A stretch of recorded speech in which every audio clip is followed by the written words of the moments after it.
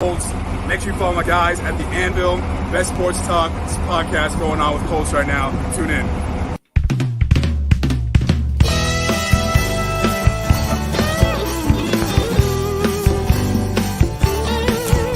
It seems like a Sunday, like anyone before.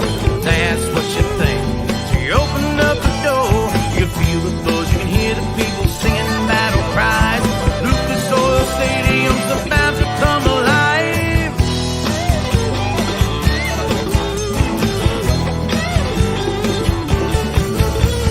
Blue and white jerseys, some old and some new, all gather round South Capitol Avenue.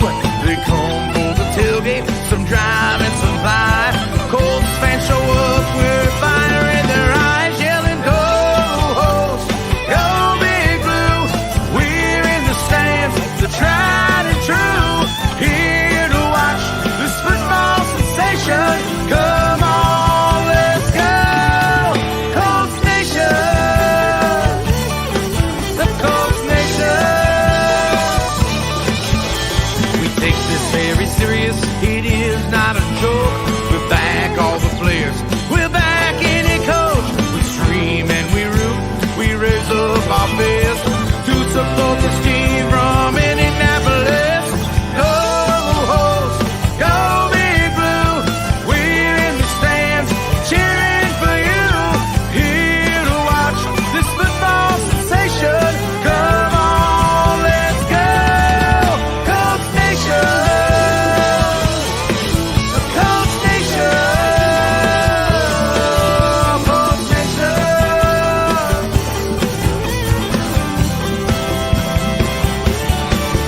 Screaming, "Go Hosts, go Big Blue!" We're in the stands, the tried and true, here to watch this football sensation. Come on, let's go, Colts Nation,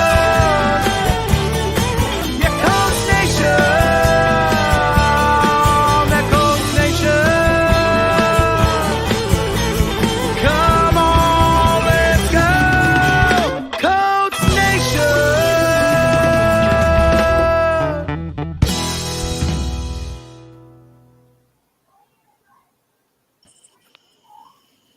Ladies and gentlemen, welcome to the new show on the new day of the Anvil Show. We are live with your boy Big P, Big Country, Clyde the Voice, and your boy CJ, missing Thomas Seaman Frost.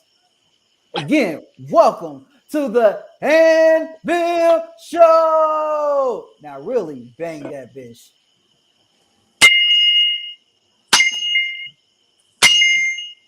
What do y'all think of that? I love it. There it is.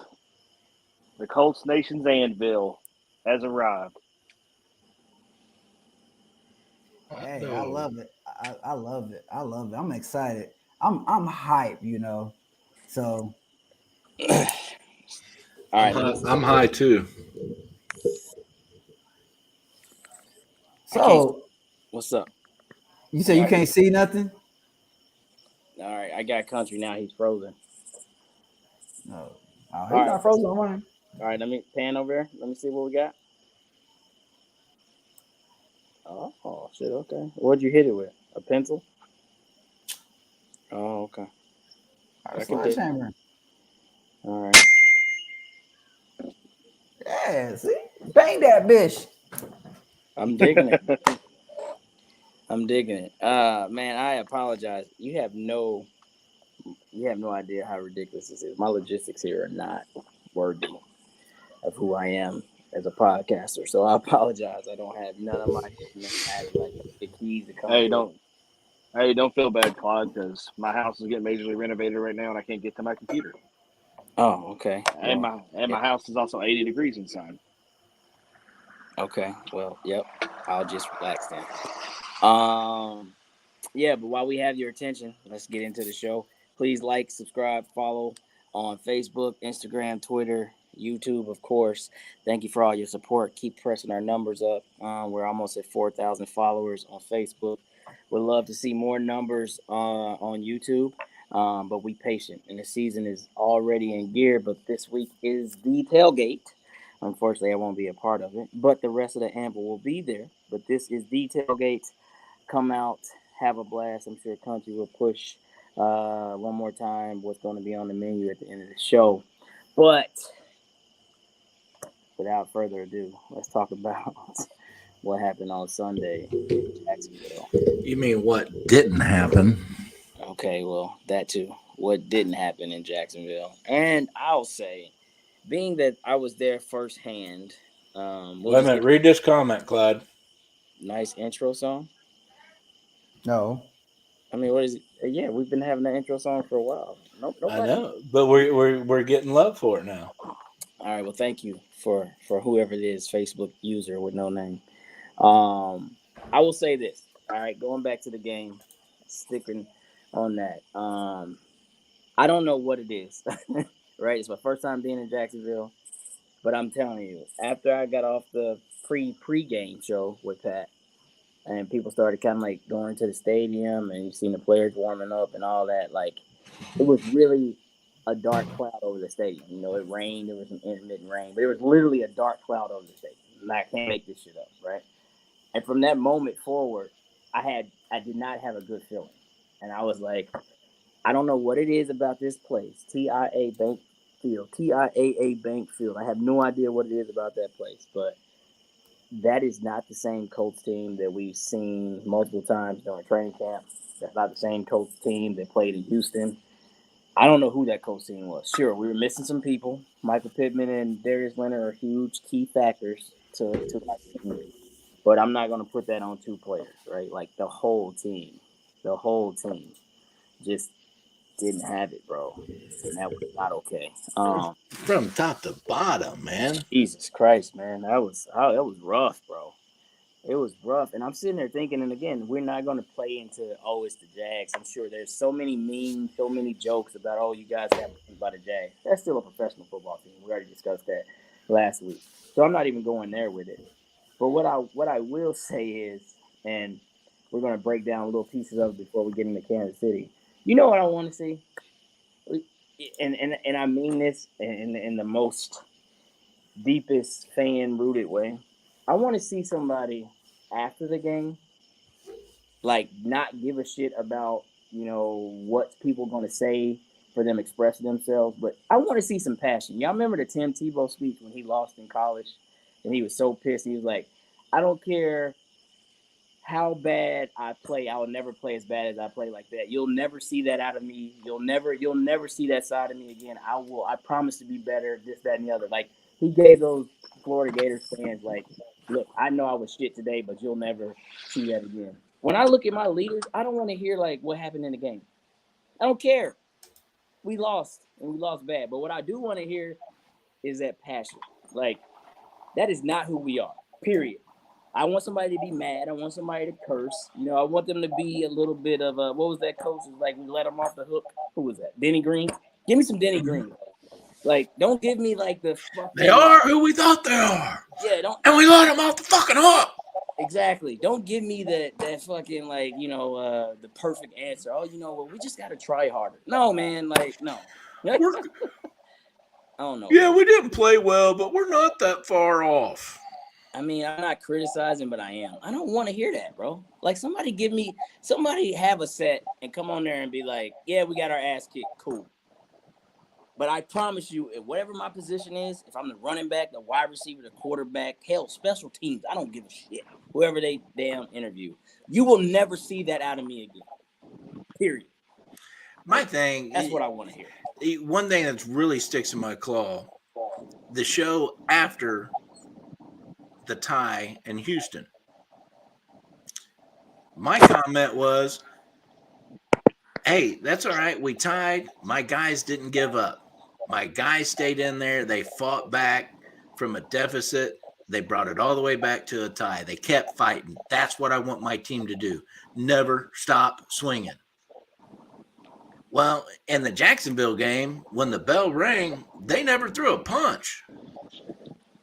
They were just blindly walking around that damn ring. Not one punch did I see that was thrown from my team, and that breaks my freaking heart.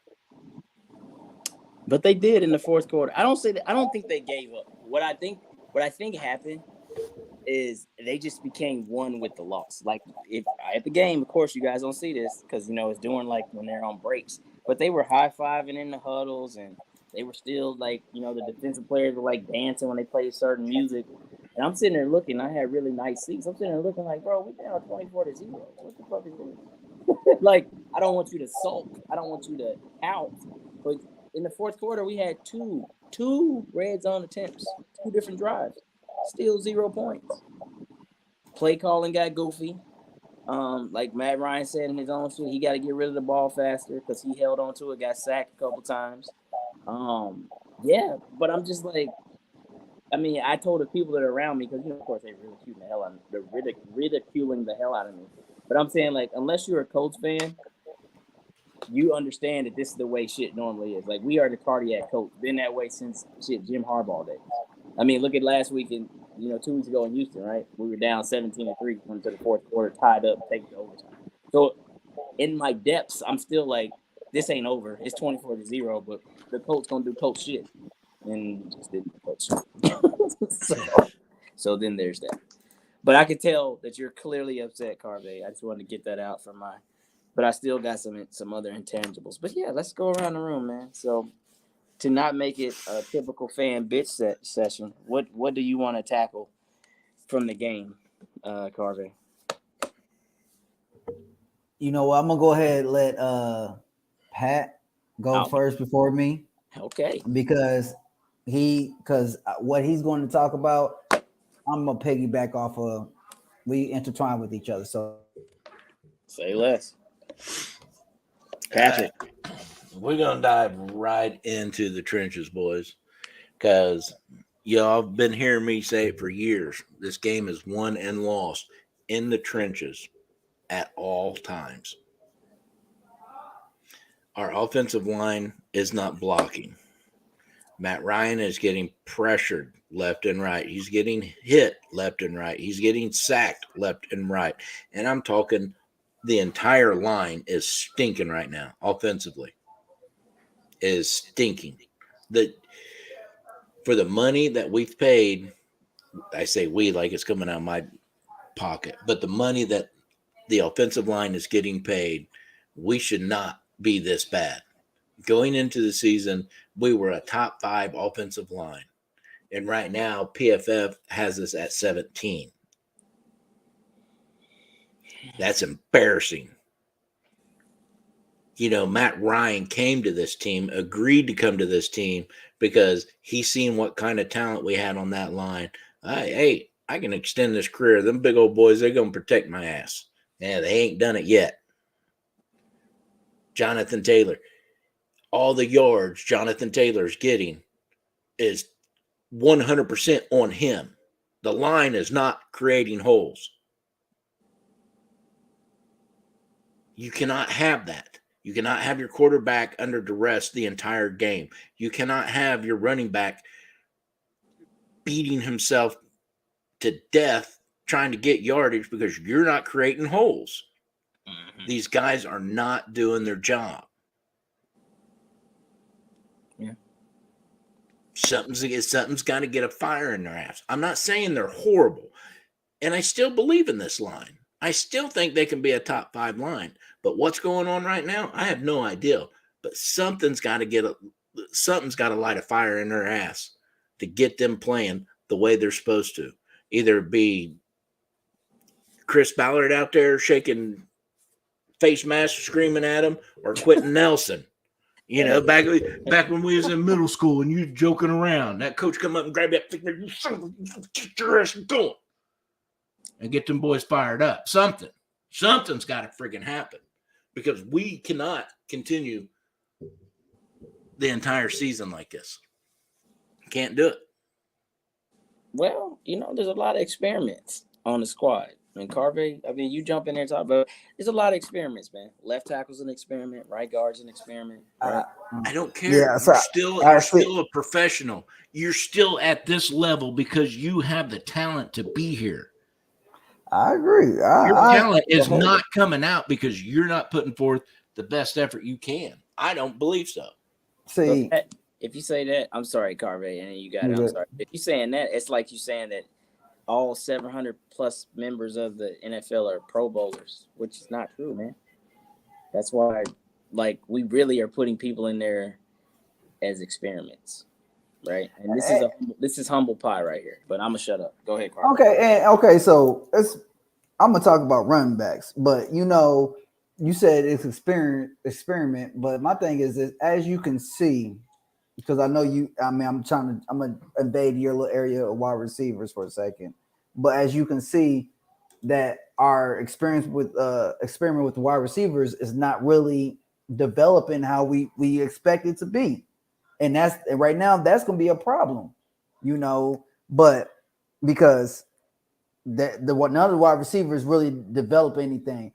But with our running back, because I'm talking about the running backs now, I always say this: if Jonathan Taylor runs over 100 yards, we win the game.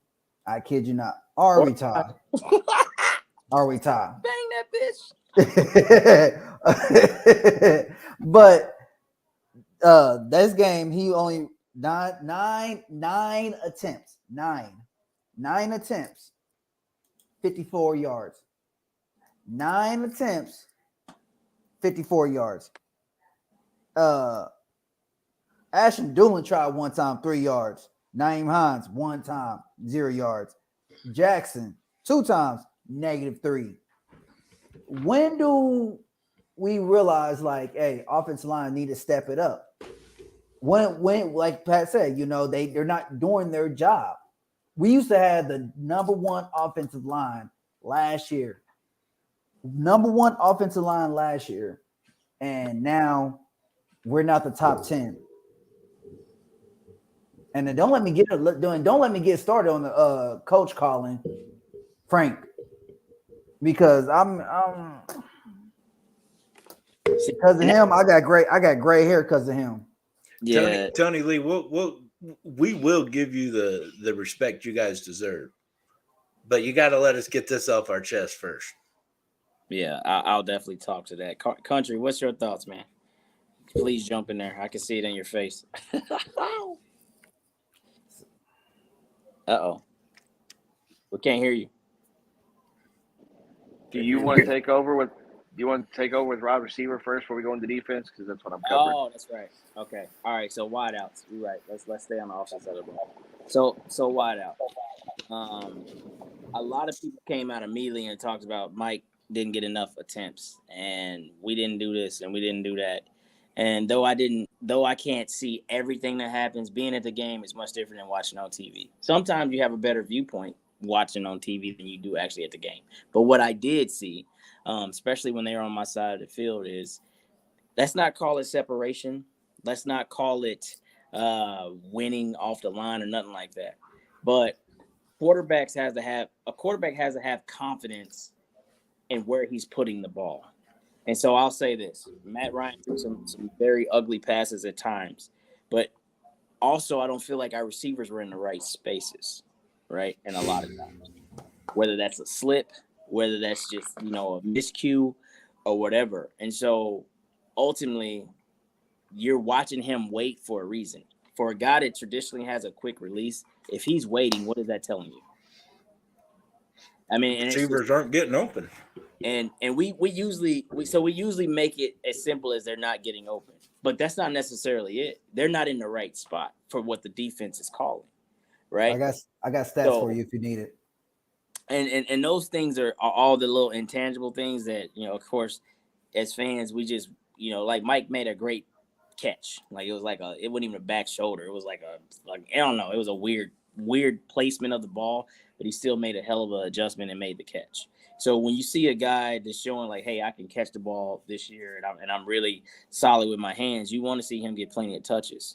But what we're forgetting is, or what we're not seeing, there's no rhythm in the game, man. Like there's no rhythm. We could talk about play calling and this and that, but it's so vanilla, bro. It's so damn vanilla. And like where's the tosses to Jonathan Taylor, right?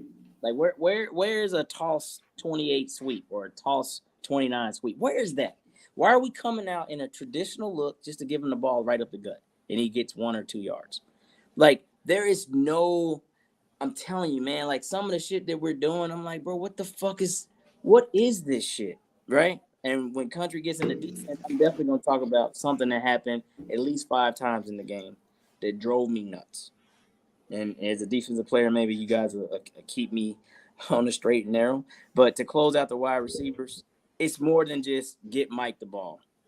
It's rhythm-based passing for a reason. So the quarterback has to be comfortable where he throws the ball. The interception that he threw to Doolin, or he threw it over Doolin, like that was just a busted play, honestly, and a prayer, which Matt at year 14 or wherever the hell he is, he should know to just throw that shit out of bounds. That was just a heave, and the dude was right there. And then one pass towards the end of the game got tipped.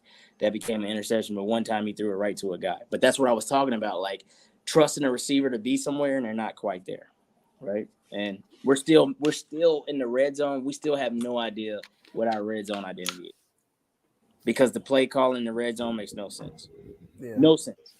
None. You said it. You hit it around the money. We don't have an identity. We don't have an identity. And I mean, like, who are we right now? And right now, the coach need to do some soul searching when you're playing against 2 teams that you should have won, you should have beat, and we're not. We tied with 1 team, and we lost and scored no points, 0 points. You know, against a team that's still developing, still growing. So that's where I have a problem at right here. I have a problem. I'm like, they still rebuilding. I mean, we supposed to be all in.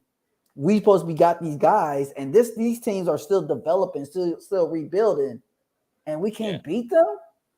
We supposed to be the strongest. We supposed to be the Giants in our division, and we can't beat a rebuilding team. But we're supposed to, right? But why? Yeah, we're supposed to. But we haven't won the division in years. So I feel like that's a false accusation. You are what you are until you're not. So I don't get too excited about preseason, hype. Especially when the team had, like, it'd be one thing if this was the same team coming back, but yet again, new quarterback. And this is not to kill anybody. It's a long season.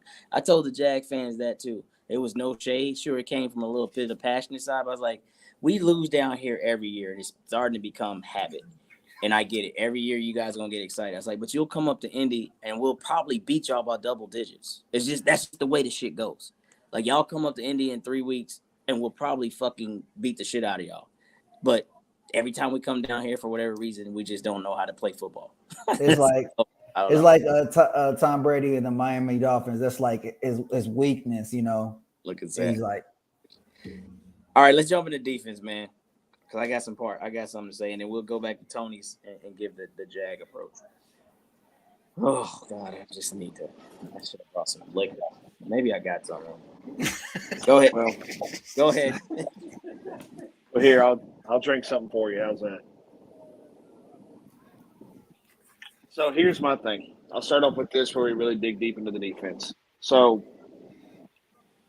we are known to start off slow, right? But my philosophy this year with this year's schedule, we had a divisional gauntlet coming out the gate. Texans week 1, Jags week 2. And then we have a break with the Chiefs, which ain't really going to be a break.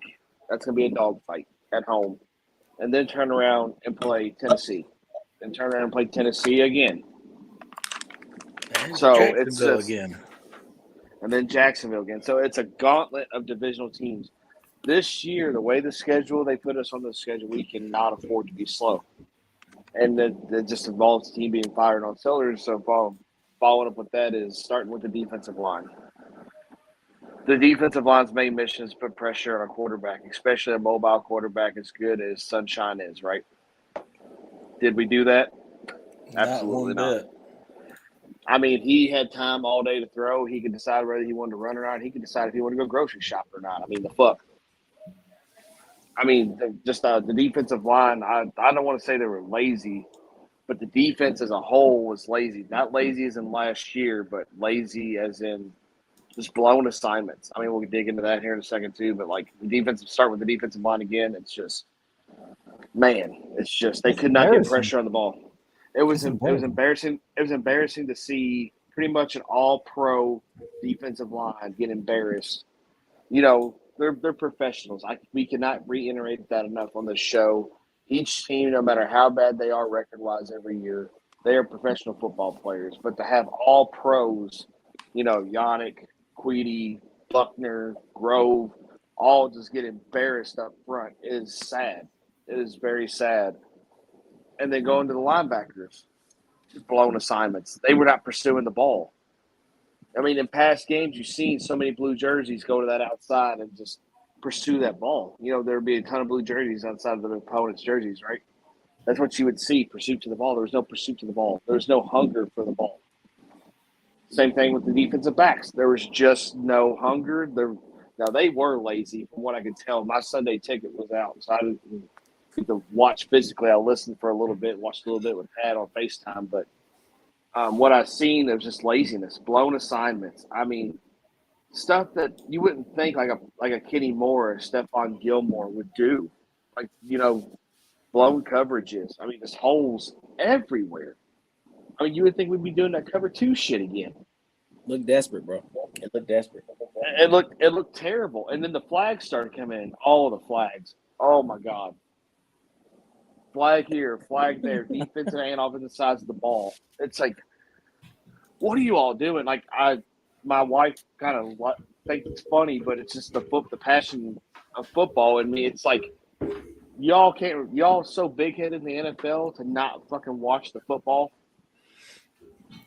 especially in a hostile environment like Jacksonville. I mean, Clyde can probably speak up. I'm sure that place was pretty packed in there, wasn't it, Clyde?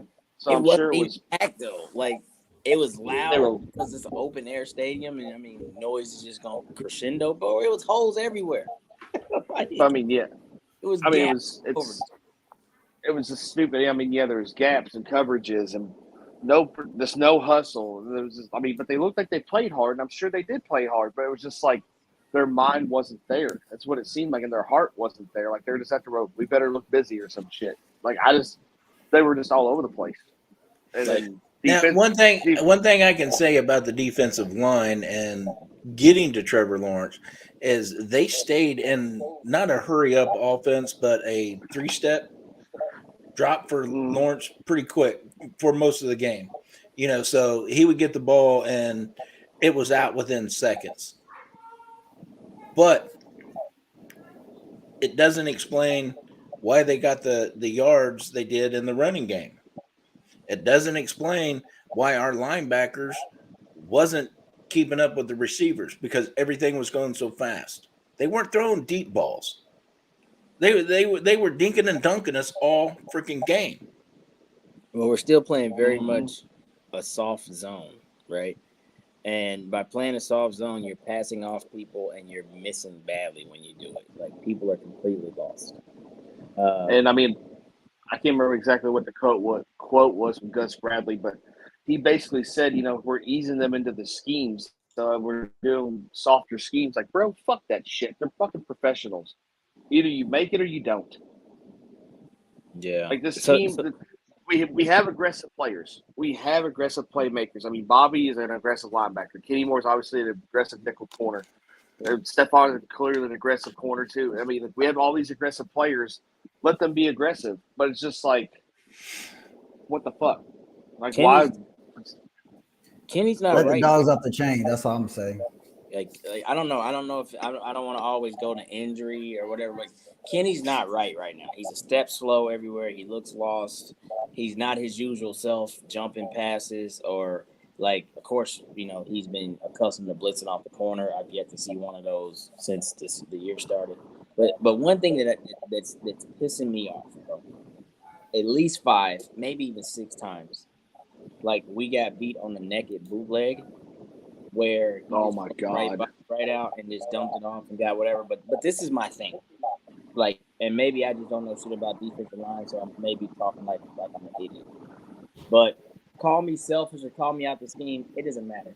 I am going to hit the quarterback as long as it's not some egregious after after the play type thing, I'm gonna hit his ass every time I can. So what I'm getting at is when I see that action going to the side as the backside now defensive line, I don't give a shit about trying to make the tackle on the running back. I'm going straight for the quarterback because if you turn around, you're dead.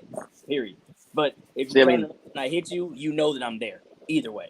So I'm going to trust my defense on that side of the ball to come up and make plays versus me chasing down the line every single time only for Trevor to run right by me and be like, oh, shit, oops, and throw it. Like, they did that every time they needed third and you name it, from 1 to 15. They ran a naked boot, and sometimes it was Quiddy Pay. Sometimes it was Yannick. Sometimes it was Dio. It does not matter. Everybody was charging down the line like, oh, God, oh, my God, that's Cam Robinson. So, or whatever it is. What's his name? What's his name? Not Cam Robinson. It's Josh Robinson. James Robinson. Sorry. Or Travis Etienne or whoever. I'm going to trust that strong side pursuit to get there. I'm hitting fucking Trevor Lawrence every single time. Because it's a free release, is it not? It's a free release. And that's the only way. That's the only way you put hesitation in a quarterback is by hitting them. The defensive line's job is to put fear into a fucking quarterback and a running back, meaning, like, you know, you're going to be there all day. They're not going nowhere. You're not getting nothing off on me. And that what you were talking about, Clyde, I should bring up something else on that defensive line on the outside. I couldn't see, but from what I could hear and gather, there was no containment on the outsides from our defensive ends. And that's actually one of the biggest assignments. Me being a former defensive end myself, that's one of the biggest things that I used to get in trouble for when I wouldn't contain my side of the ball. If that thing came through me and I wasn't containing, oh my God, I couldn't tell you the words my coach told me. Thanks. Like you got to contain. It makes no sense. No, really and I don't understand why that's not something that's not like normal. Like, I really don't care about making a tackle from the backside. I just don't. Because normally if I've made it, they've already gained however many yards. It's not like I'm stopping a touchdown. That's my mindset.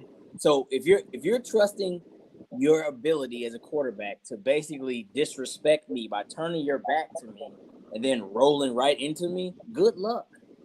It's gonna look WWE-ish. I'm telling you, because I'm thinking in my head, 1,000, 2,000. There you go, and you're decapitated, or I'm completely taking your torso out. Like, and I was like, so many times, I'm like, oh, they about to kill Trevor Lawrence, and lo and behold, he do like this, turn his back, and then you see our guy like this. Oh, wait a minute! Like, I'm like, what are you doing, bro? Like, is he over pursued? Oh my God, it's insane. You didn't contain.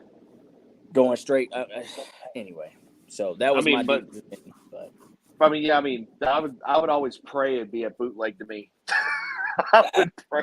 Please turn around and not. Yeah, just please, just glance your eyes over here, please. If God loves me, He'll let me hit you because you're disrespecting me by turning your back. That's how I would be thinking. As a defensive lineman, that's exactly how I would think every play. Now, we got Kansas City next week. I'm not going to go deep into Kansas City and what we got to do there, but everybody knows Patrick Mahomes' stats are a lot better when he's outside of the pocket. So if they don't contain him, good God, we're in for a long day. But we're gonna have a lot of cover too high, or two single high safeties. That's what we're gonna see. That's the blueprint right now. That's the blueprint. That's sad. That's sad though. For Mahomes, that is anyway. I mean, that's what I'm saying for this next game. I know we'll get into that in a second, but it's going to eat us alive. So there's a lot of questions. Let's hit Tony's. Let's give him a Jags perspective. This is what I'll say for the Jags, and this is no disrespect, Tony, but Trevor Lawrence played amazing for what we were given.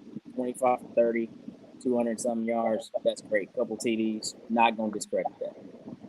But yet again, this is just my theory. You play against a team that's on the field. And so on that day, y'all were better than us. I don't see that roster being much better than other rosters around the league. that roster's not even better than our roster. And so what I'm saying is they have our number. Sometimes people don't understand how real that shit is. Sports is like that, right? Like it's just crazy how it works, and it makes no sense sometimes, but it's just like that. I'm not saying that the Jags now just win that one game and lose the next 15. That's disrespectful. But what I will say is, this is not a Jaguar team, in my opinion, that is now a threat. Like they just played really good and they beat us. It's open and stuff, and I'm trying not to be disrespectful, but it's like nothing that they did was like, oh man, like, watch out for that. Like nothing. It's not about how it looks like, they scored 41 points like the Bills the other night, or the Bills went into LA week 1 and destroyed the champs. I'm not saying it like that, but I'm saying like they ran very consistent, basic offense, right? Nobody did anything to be like they don't have a player on their team and like, oh my god, like Stephon Diggs, whoa, oh my goodness, this guy, whoa. They don't have There's that word. Yeah, they had really good players that day. Yeah. They played really good football. Congratulations to them. So from a Jag standpoint, you guys went out there and made every play that was supposed to be made. You guys read your keys. You guys understood the assignment. I want to say what happens next. I want to say one word that Clyde said, giving credit to the Jags, that we, for some reason, cannot grasp. I just want to give every single one of these players a dictionary and have, oh my God, consistency. We are still yet to be consistent as a unit. The Jags were more consistent, and that's what ultimately fucking beat us. Credit to the Jags. Yep. All right. Before we moving on to KC, I'm Paul. I'm not on the fire Frank Wright bandwagon. Not yet. I'm not there yet. But if it continue, then we have to talk. But I'm not on that. I'm not on that bandwagon. I'm not either. No. Now I'm gonna say this: is Frank a good coach? Yeah, but maybe down the line he may not be our coach that we may need though. But I'm not saying fire him right now. All right. Here's what I'm gonna say. I'm not saying that either, but I'm gonna also be a realist, right? Yeah. Frank is not a rah-rah coach. Frank is a very much religious Christian man. He's going to speak from a place of, I guess, kind of like peace. He's probably always 60 beats per minute. Matter of fact, I actually did see him get a little pissed on Sunday, which was rare. But he's going to usually speak from a 60 beats per minute perspective, meaning he's pretty calm, cool, collective. He's going to say the right things. But my issue with Frank is this, and I mean that. He is a philosophy guy.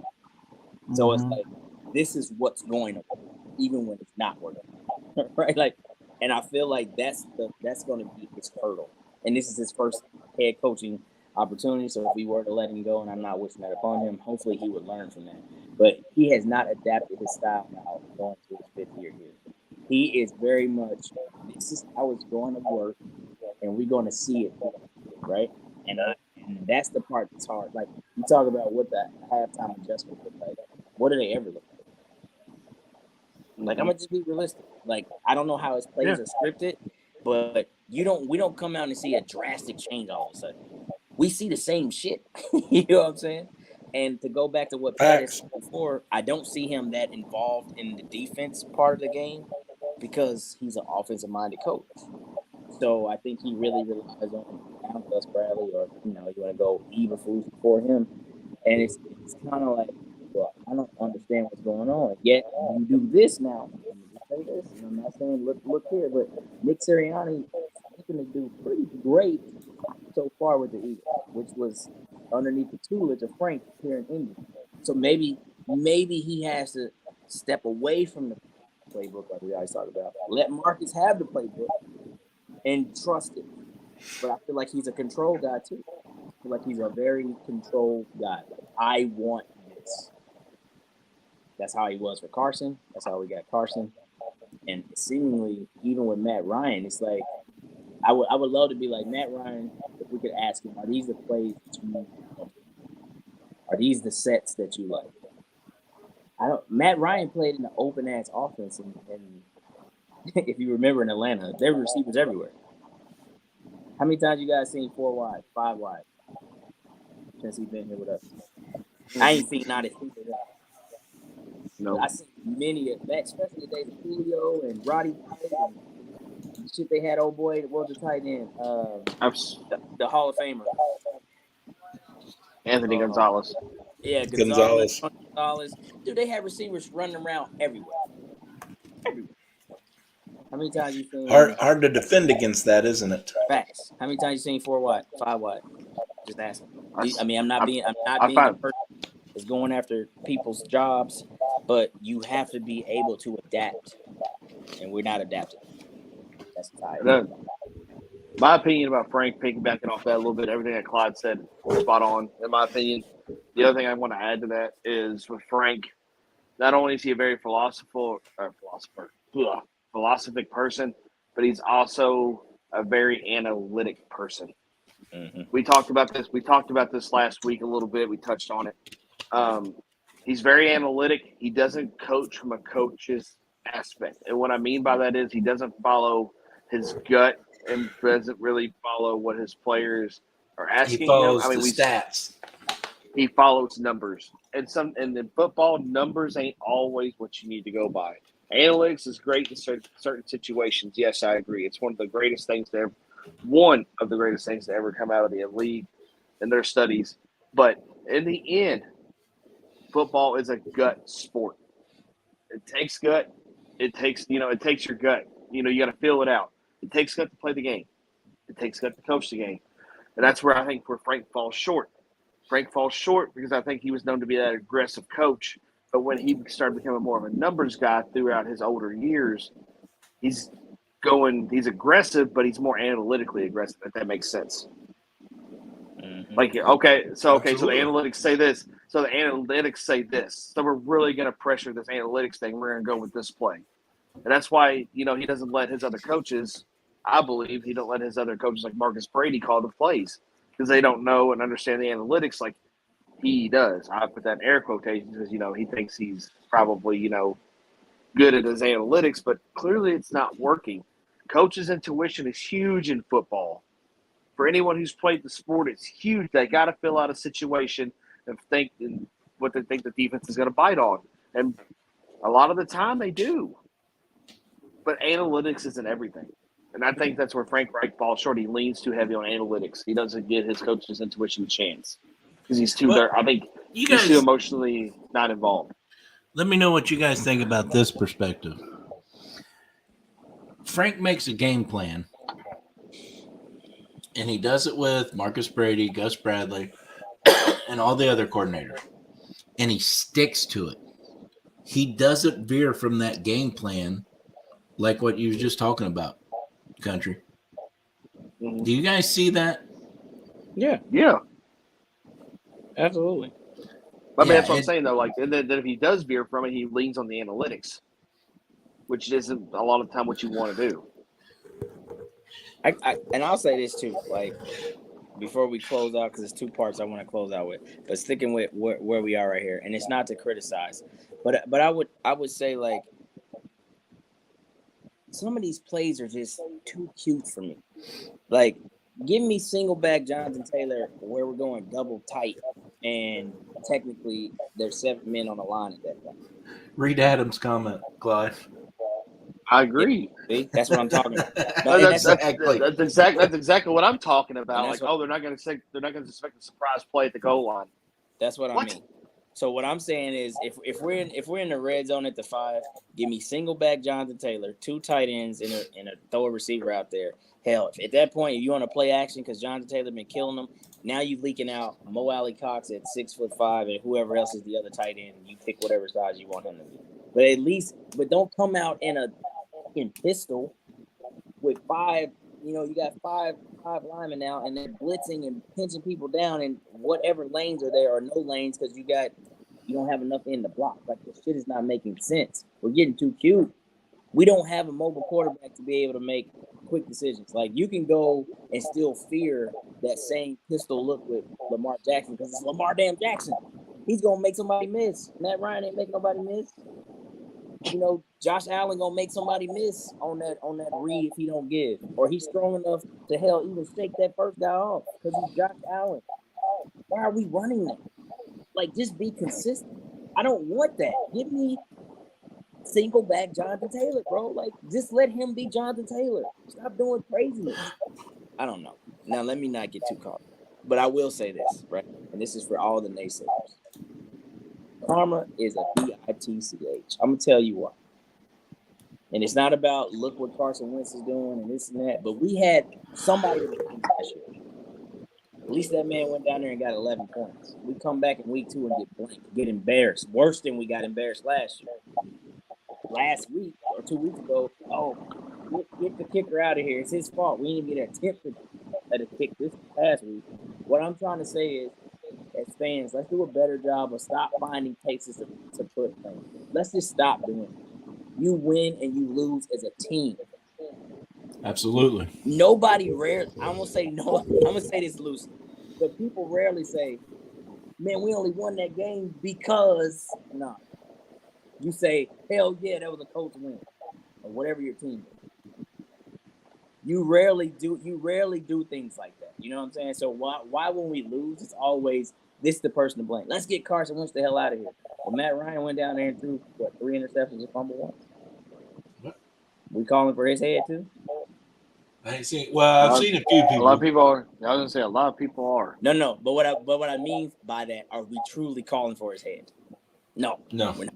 That's beat downs. No. So we're emotional, right? So all I'm simply stating is you win as a team, you lose as a team. Mm-hmm. Darius Leonard's one of the best linebackers in the game. Darius Leonard has played some bad games, though rare, but he's played some bad games. He's missed tackles. He's got stiff arms. He's given up first downs. He's got beat for touchdowns. Who said cut Darius Leonard? Nobody, because it would be ridiculous. So all I'm saying is it's week 2, and guess what? Right now our division leader is 1-1, and it's the Jacksonville Jaguars. And I'm not trying to, give them shade, but trust me when I tell you, I am still very, very leery, almost like 90% clip leery that Jacksonville is nowhere near close to winning our division this year. Let's relax. And for the past, 4 years? Maybe 5? We haven't got out the gates fast, and we usually start off 0 and something or 1 and something. And we have a 9-game run here in the middle, like we always do. And we're probably going to shake up the world this week when we win. Yes, I proclaim we're going to win. And I don't think it has nothing to do with losing last week. We literally played down to our competition 2 weeks in a row. Because if that's not the truth, then we come out on Sunday and KC might get 75. And I highly doubt that.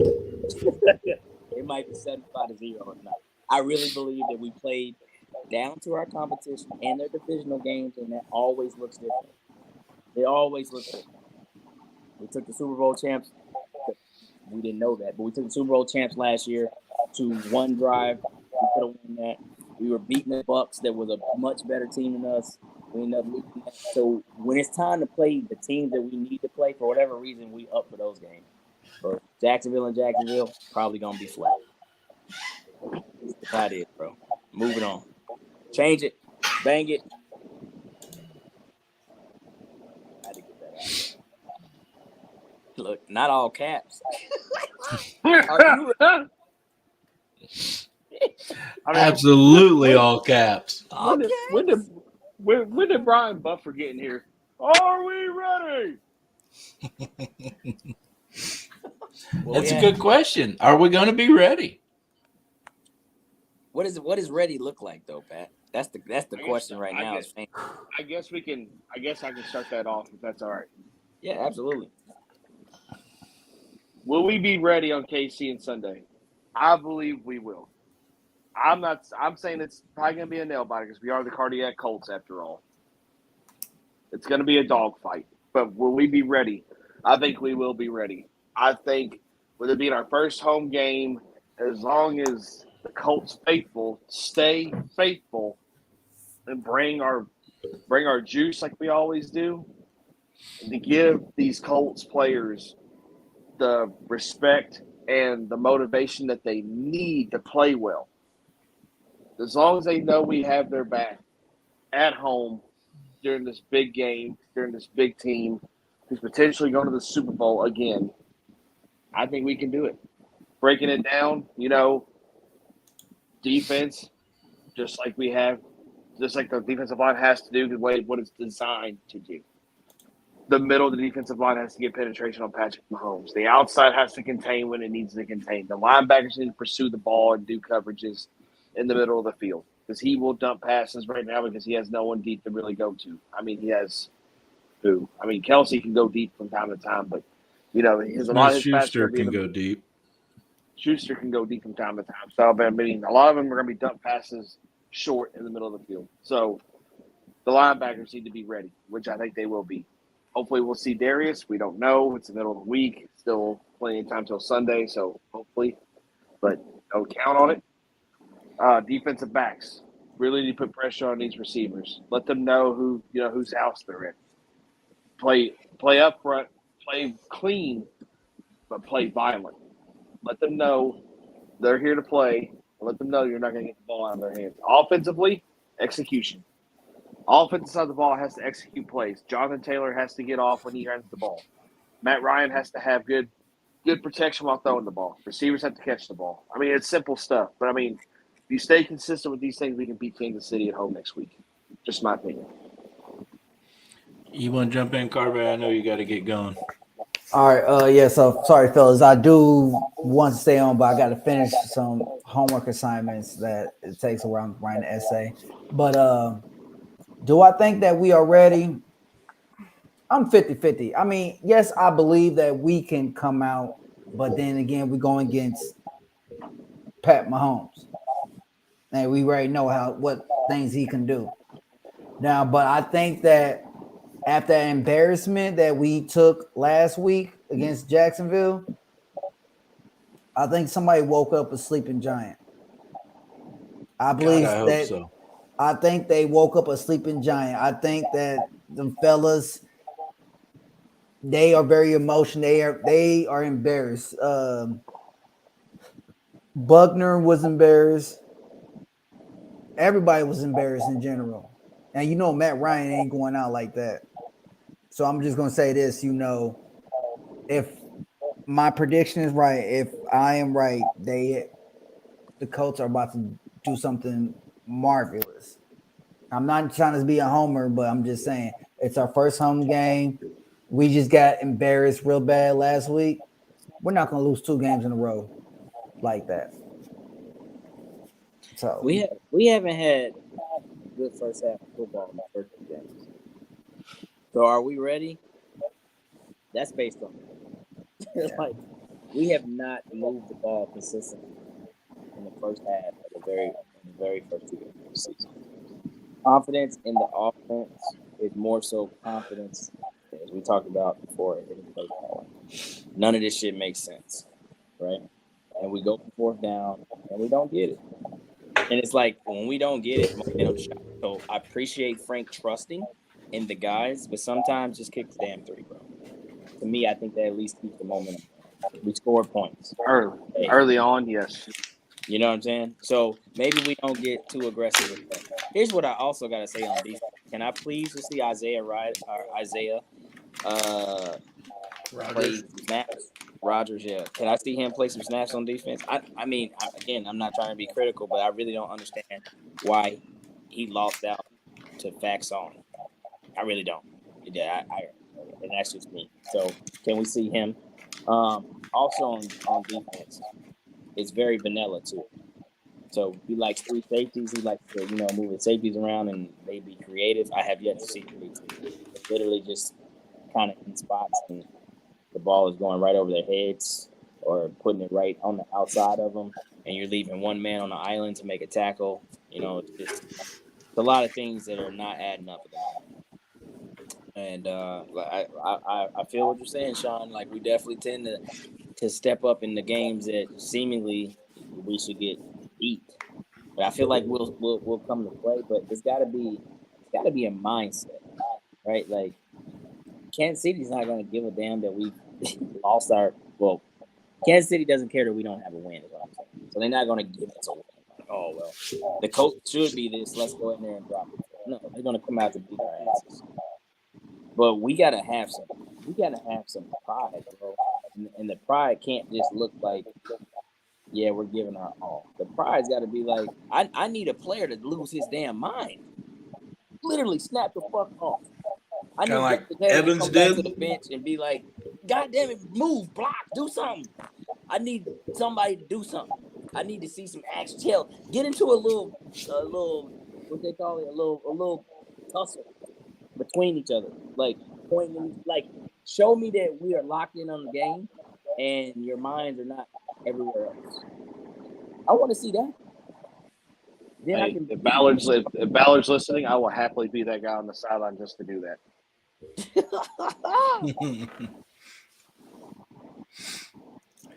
I don't know if we're going to be ready. I damn sure hope we're going to be. KC's a tough opponent. They know how to score. They know how to score a lot of points. And we can't look ahead. You got to look at where we are right now. The Right. past 2 games are behind us. Absolutely. And 4 division games are coming up. I get it, but we need to be right here. Yep. Be in week 3, right there inside of, Lucas Oil. And just come out. Everybody say start fast and all that. Okay, we've started fast in the past and still lost. I say be consistent. Win. I used to say this when I was a head coach, coaching my son's team. Win every down and win every rep.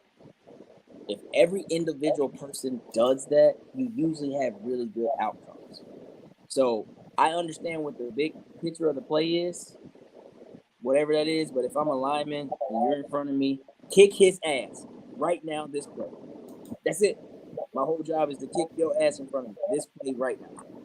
If I'm a running back, my job is to make a person miss, run through a person, get the yardage that's needed to keep this drive going. Everybody takes that stance. Win every down by winning every single rep, all the way across the field, and you're probably going to have a really good Sunday. Period. I mean, it's just like a chess match, right? At least Each you're going to move make it competitive. Like it's just like a chess match. So in chess, you're making each move, you're making each move count toward your victory at the end of the chess match, right? You got to win every move. Yeah. There's going to be sacrifices, right? You're going to be like, damn, you know what? 3rd and 6, we could have done this better, but we didn't lose yards. We didn't get enough of the first down. Kick the field. You still won that round, in my opinion, right? Yep. But too many times, Matt Ryan has been in the red zone, and this season, as short as it is, got sacked, lost way too many yards. We get behind on downs. Then we're in a desperation mode, and we come out with nothing. Like, what just happened? Like, 2 times we got in the red zone last Sunday. I'm like, all right, cool. This will be respectable. We'll score 2 touchdowns. Like, I'm like, how we go from the 6-yard line to the 20? What the fuck is going on? I can't make it make sense, bro. You got Jonathan Taylor. A lot of times I'm going 3 straight plays with Jonathan Taylor. I don't care. Don't care. Not about to get fancy, not that about to come out and do some weirdo. No. Jonathan Taylor 3 times. I'd rather live with that than Naheem back there taking the snap and faking it. Jonathan Taylor. So that's what I got, Pat. 3 times Jonathan Taylor. Every time. And I don't want nothing else. If I'm 5 yards and in, 3 times Jonathan Taylor. That's it. Nothing else. I don't care. But to jump on that, you got to do what you got to do. You got to go down there. You got to produce. You got to be consistent. But you got to get consistent points too for all the effort you're putting into that drive. And I've said on this show, I don't know how many times, that I like Frank going for it on 4th and 1, 4th and 2, 4th and, short goal line. I like that. To me, that's aggressive. I love aggressive football. But on the other side of that double-edged sword, you got to come away with points. Let me tell you what I want to see. You know what I got want to. Damn see? Here's what I want to see. You want to go for 4th and 1 again? Here's what the hell I want to see. I want to see goal line set, Grover in front of Jonathan Taylor, and smash into everybody. That's what Damn all the goofy shit. Put Grover in fullback and go crush everything. He's to put him in a refrigerator situation in the Chicago Bears. And then Jonathan Taylor's right behind him. That's the shit I'm calling 3 times in a row. I don't care, bro. Like I'm not calling these like passes no more. I'm not getting fancy with. No, I'll run the Wildcat in the middle of the field. I'm not running that on the goal line. It's not fooling nobody, bro. I agree. I'm not fooling nobody. Goal line. I'm gonna come bust your mouth open. You damn right. What are we doing? Yeah, we're not gonna. You have to stop us from getting those points. We're not going to stop ourselves. Exactly. We're not going to overthink this. Like, I'm not about to come out and do some exotic shit when we're not built that way. We don't have a bunch of, like, quick twitch players that can do all this schemey stuff. We're not the Miami Dolphins where everybody runs a 4.2 40. Like, no, that's not us, bro. We don't have that. You know what I'm saying? We're smash mouth football. We just gave Quentin Nelson $20 million a season for the next 4 seasons. I'm running right behind him. Yep. On Madden, he's listed as a mauler. I'm going right behind him. I don't give a shit who's in front of him. I don't care if they pinch blocking him. I don't care. For $20 million, I'm running right behind him, bro. Every time. Every time. And with Grover as your fullback? Yes. Shit, that's a fucking monster snowplow coming your way. I'm putting 600 pounds of human being in front of a 220-pound beast of us. I got 800 pounds coming at whoever's standing there. Good luck and fucking good night. Because what are we doing? 800 pounds versus whoever's in front. I'm taking my odds. Yep. What we gonna do? I would not be mad at that. Yep. I would not be mad at that either. Just saying, bro. I don't understand. And one thing that I've learned in the past, I know we don't have Jack Doyle. But you know what Jack Doyle did really well last year? And people forget about he blocked, but it's not about how he blocked. It's about how they utilized him in blocking. We would motion Jack a lot of the times, and he would kind of shift right behind or right on that lead leg of the left tackle and create a wall. Because look how many times Jonathan Taylor cut back. He cut back because the wall was sealed over there. But the pursuit angles of the defense are screwed because they can't get between Jack and Jonathan off of just a free release off the edge. We're not seeing that this year. So every time we're back there, they do this little fucking draw shit that they do to him, like that read option type of shit. Like, we're getting because ain't no block on the other side. They literally just, like Josh Allen a field day, just running off the side. It's because Mo Alley Cox don't have the speed as Jack Doyle. He can't get across there. Man, I don't give a shit. Practice that shit, bro. I don't know what to tell you. Figure that shit out. You got Kyler. I mean, he's not big enough, Pat. He's a damn good blocker, and he's got the speed. Shit, go get a fullback. I'm sorry. I'm sorry, but he needs to learn to catch where he needs to learn to block first. Well, we should have full. Hopefully, we'll have full receiving core because it hurt not having either one of them. Alec Pierce did not have a great debut, but according to Zach Heaver this morning, Pittman should be a go come Sunday.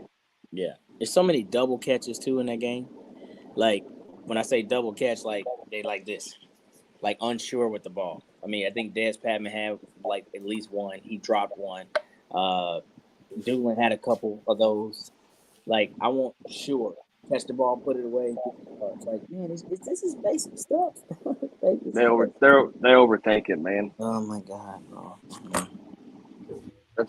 That's part of being young in the NFL. They overthink shit. Well, Alec Pierce probably dropped 2 balls and got lit up. And I'm all for the feed JT, Sean, but I don't say it in the sense that we're gonna get into the Derrick Henry 3 or 4 years ago. When I say feed JT, I'm like, make it make sense. So when you give him like Saquon Barkley had 18 carries in week 1, 164. We've seen JT have 20 carries for 200. Moral of the story is we don't have to give him 39 carries. I don't want that type of wear and tear on my running back. But make it make sense. Make all of his carries make sense. Single back my guy, bro. That's how he ran, and that's how he ran in Wisconsin. That's how he's been running his first 2 years. Single back him and put 7 across, 2 wide outs, and just go hat on hat.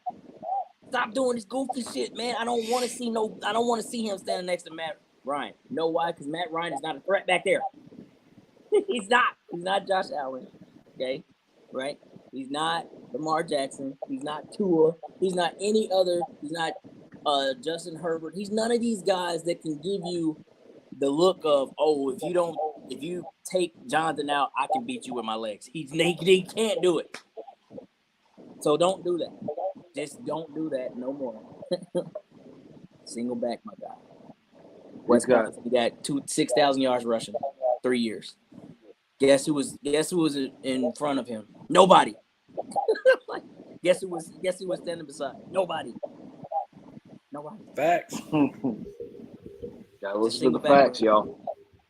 Gotta listen to those facts. Clyde is passionate because, yes, we have the talent. Yes, we have the players. But we are too cute right now. We are way too cute right now.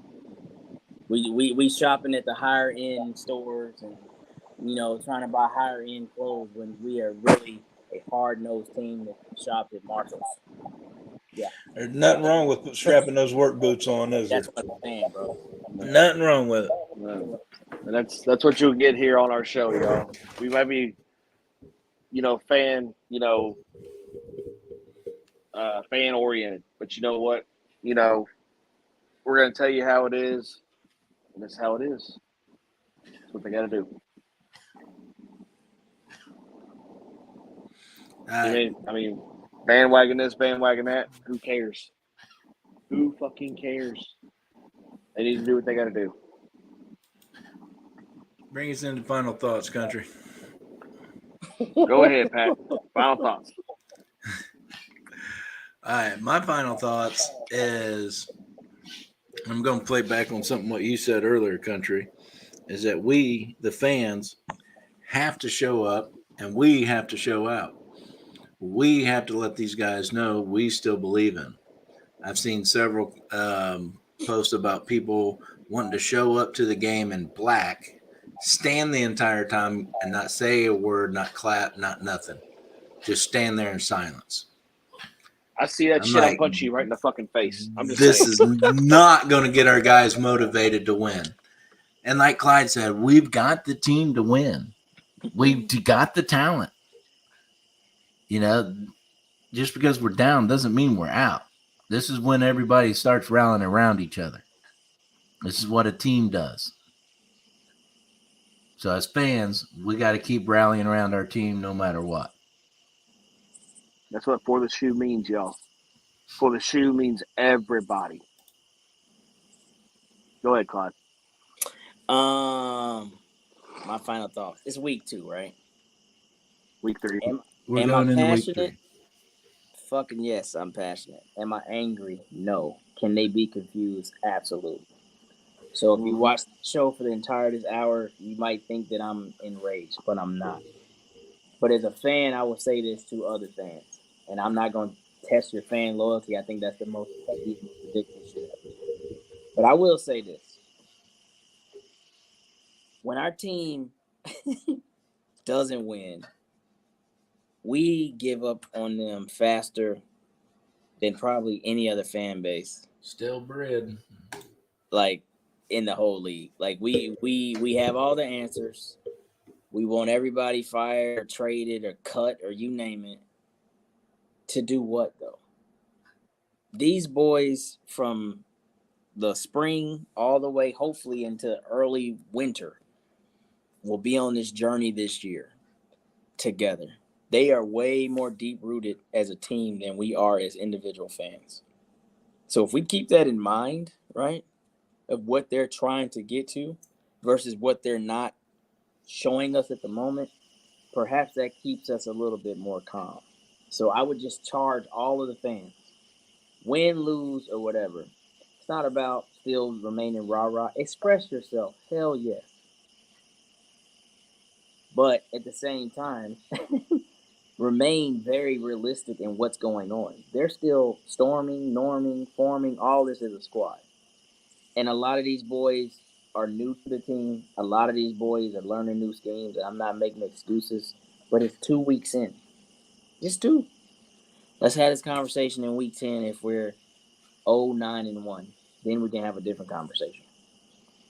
But Better have a different conversation. Yeah, in week 2 at 0-1-1 in the division that's our division, where the division champs are 0-2 facing 0-3 in the face. Really? Let's just relax. And with that, I'm passing it to you, country. Talk about this tailgate. Damn, I can't wait. I was getting ready to say, speaking of relaxation, come hang out at our official inaugural The Forge tailgate. We are calling our tailgate The Forge because we are the Anvil. And also, you think of a forge, you think of an anvil. But what we really calling it for, guys, is we want to bring everybody together, all different colors, teams, whatever. Anybody and everybody is welcome. We want to forge friendships with you all. We want to forge, a relationship with you all. We want to forge, opinions with you all. So come out, have some good food. Chef Jake Brockman of Mise en Place LLC Catering will be there on site with pulled pork, pulled chicken, with bourbon barbecue sauce, bourbon baked beans that are also going to be smoked potato salad, and a dessert. Everybody come out. We will have beer. We will have games. We will have camaraderie. We will have the Colts Nation Anvil there. Come get your picture taken with it. Come hit it. We just want to see that team spirit. Come have fun with us. Come relax. Get ready to cheer on our Colts. It's going to be a great time. I can't wait. If you haven't yet, we'll be posting it again. We'll post the event on there. Let us know if you're coming. So we just know who to expect, and we can, welcome you as best we can. And with that being said, hold on, get out of here, y'all. Real quick. Again, this stuff is free of charge, but we do accept tips. Tip your waiter. Patrick might wear something nice and pretty for y'all. Show you I always wear something nice and pretty for you. One of his legs. Country, Country will have on a half T-shirt, so you'll get to see his arms. Carvey will be playing with his hair. Thomas just looks like a serial killer, so keep that in mind. But the pretty guy won't be there this week, but I'll be there the following week. So hey, your voice is pretty, but we can debate other things. But yes, we are accepting tips, but the food and the plates are free. So come out, have a good time.